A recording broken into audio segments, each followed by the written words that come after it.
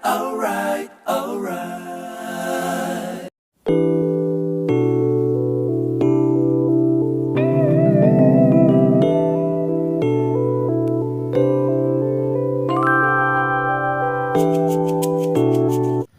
Berjumpa guys untuk season yang kedua untuk membongkar siapa di belakang dari Pancasona itu. Kenapa saya selalu berusaha untuk eksis di dalam perkomikan. Selain masalah-masalah yang lain, saya akan coba membuat satu konten yang berisikan bagaimana caranya bahwa Pancasona itu berasal dari mana. Pancasona itu di asal-muasalnya dari mana, kok bisa punya musuh yang abadi seperti Boggle Crab gitu ya. Boggle Crab yang abadi, yang musuhnya itu sampai turun-temurun nih. Ini kisahnya gini, saya kasih kronologinya dulu ya. Bahwa dulu ini hanya suatu kisah yang fiksi aja, bukan kisah nyata ya, yang saya berusaha untuk membuat suatu komik itu seperti realita, tetapi bohong ya. Ini hanya kepandaian daripada ini. Begini ya ceritanya ya. Pertama kalinya bahwa Pancasona itu musuh dengan si Boggle Crab itu turun-temurun, musuh abadi. Nah ini gini nih. Dulu waktu keris Empu Gandring ya, ini pertama kalinya ini keris Empu Gandring.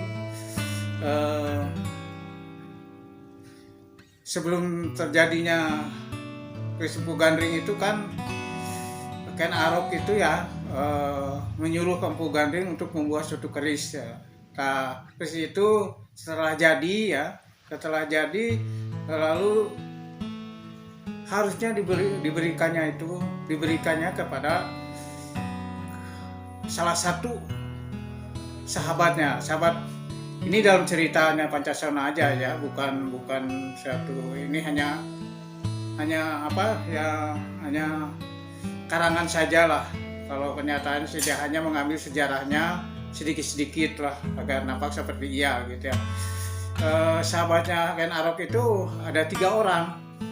Satu Kebo Ijo ya, kedua Kebo Peteng, ketiga Kebo Abang ya. Nah, di antara 3 itu Ken Arok mikir siapa yang kira-kiranya yang bisa memegang, dia mempunyai pemikiran politik. Kalau sekarang sih ya, politik bagaimana yang sok lah gitu ya. Di antara 3 itu adalah dipilih Kebo Ijo. Dengan kepilihnya Kebo Ijo itu kan sahabatnya tuh 3 orang ya, Kebo Ijo, Kebo Peteng, Kebo Abang ya, Kebo Abang. Yang 2 orang itu sirik ya, sirik. Nah, disinilah. Nah, tapi tetap kan Arok itu memilih Kebo Ijo ya. Kebo Ijo itu dengan Kebo Abang bersahabat ya. Si Kebo Abang sih tidak masalah, mangga wae kalau bahasa Sundanya, kalau bahasa Jawa ya monggo gitu ya. Nah, si Kebo Peteng merasa sakit hati. Nah, sakit hati itu lalu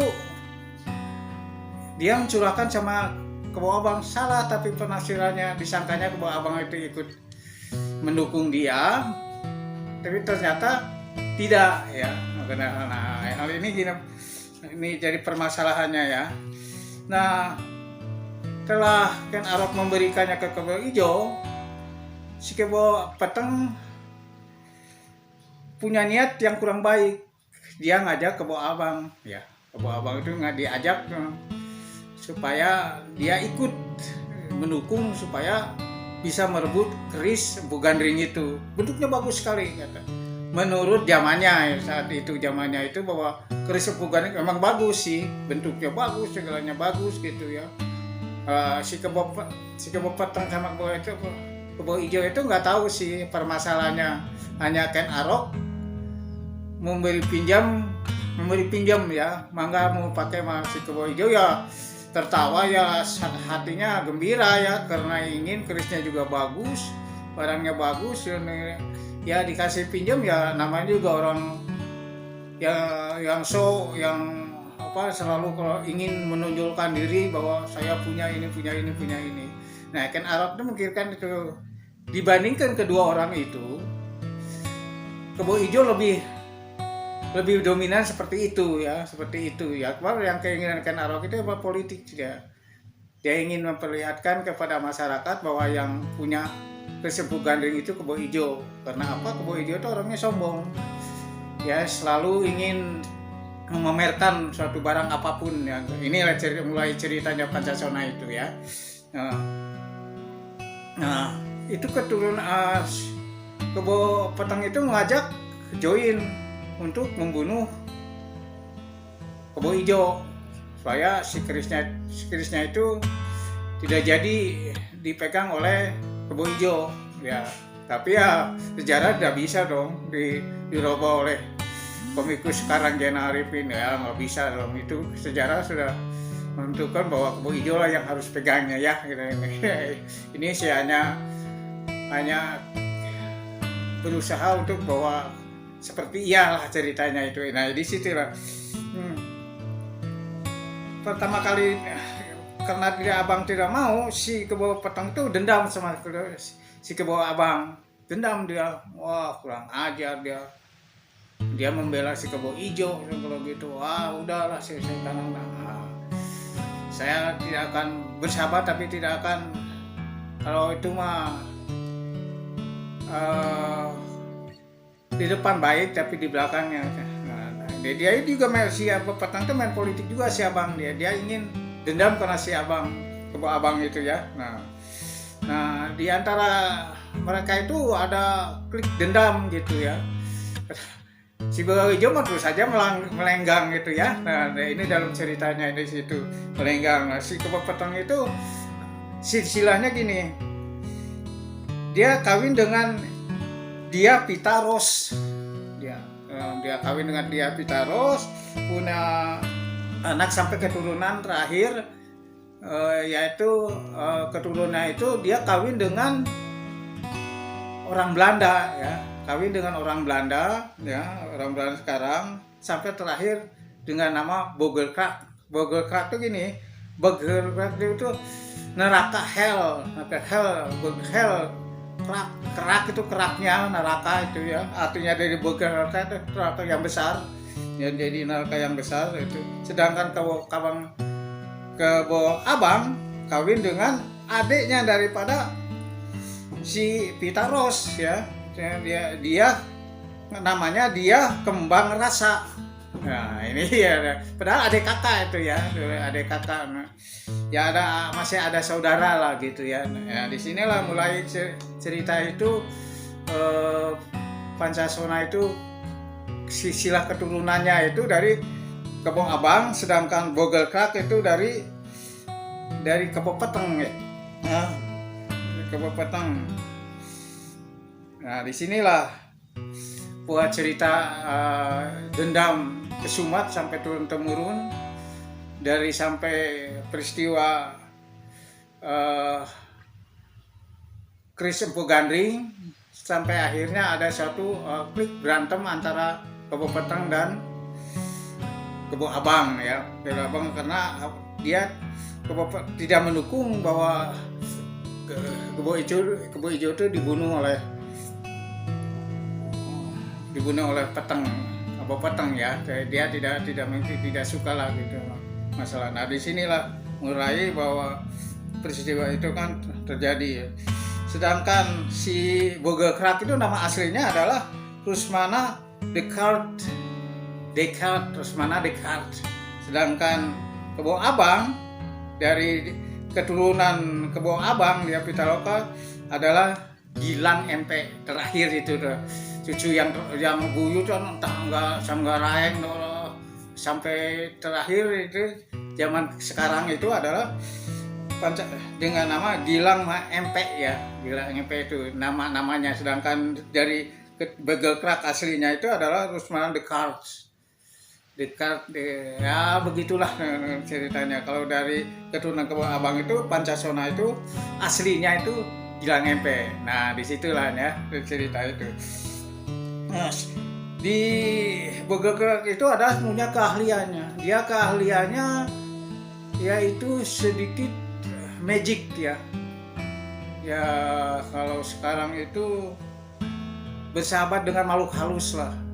Dia pintar, suka bersemedi di gunung-gunung atau ya, sedangkan dari Pancasona Gilang MP dia sedikit modern ya. Dia seorang pemuda yang biasa-biasa saja ya, tapi sudah punya suatu kepandaian yang umum lah, kepandaiannya itu. Ya itu Gilang MP itu punya kepandaian dalam ahli elektronik ya. Nah, dia dibantu oleh 2 orang, yaitu Aqua Rijmi yang sekarang adalah jadi profesor, dan Abdul Gofar yang ahli, dia juga profesor tapi ahli tentang sains gitu ya, tentang teknik baju itu bagaimana pembuatan baju sintetis atau pembuatan baju yang kuat, yang lama gitu ya, maksudnya itu. Dia ahli dalam benang itu ya. Nah disinilah letak permulaannya bahwa kedua kubu ya, keturunan dari Kebo Peteng dan Kebo Abang ya, nah itu. Nah, mereka semua ahli mempunyai ahli tersendiri. Ya, seperti contohnya aja keahlian daripada Begelkrak itu ya, Rusman Descartes itu adalah dia menyenangi ya, magic gitu ya, berteman dengan makhluk halus. Nah, yang nantinya berkembang menjadi genderuwo ya. Nah itu ciptaannya dia. Lalu tentang ya banyak lagi lah gitu nanti dalam cerita yang akan datang. Jadi itu kan yang sudah beredar itu adalah genderuwo ya. Genderuwo itu bukan genderuwo gitu, genderuwo ciptaan, tapi tetap dia itu adalah dari makhluk halus gitu ya, makhluk halus yang dimasukinnya ke genderuwo. Diciptakannya itu manusia ya setengah sedikit serem lah gitu ya, berbadan besar gitu. Nah, sedangkan Gilang Maputa mempunyai keahliannya itu adalah dia keahlian tangan kirinya mempunyai pukulan Braja Musti ya. Braja Musti itu adalah ajiannya pada Gatotkaca. Nah di sini juga akan diterangkan kenapa ajian Gatotkaca bisa masuk ke Pancasona gitu ya. Ini pasti akan diterangkan ya. Kelanjutannya akan saya terangkan bagaimana cara masuknya semua ajian Gatotkaca masuk seperti Braja Denta, Braja Wikalpa, Braja Wisesa ya, Bajinan Kiri, Tapak Nenggala ya, lalu Braja Lambatan gitu ya. Itu nanti akan saya bongkian dulu. Suatu saat nanti akan saya juga buka bagaimana cara ajian Gatotkaca bisa masuk ke Pancasona dan bagaimana caranya Begelkrak menjegal keinginan daripada menjegal bahwa Pancasona itu menjadi terkenal kan ya. Nah, dia akan menjegal segala sesuatu yang sifatnya bagus gitu ya. Dia ingin menguasai dunia, tetapi Pancasona menghalang-halanginya gitu ya. Padahal mereka jangan lupa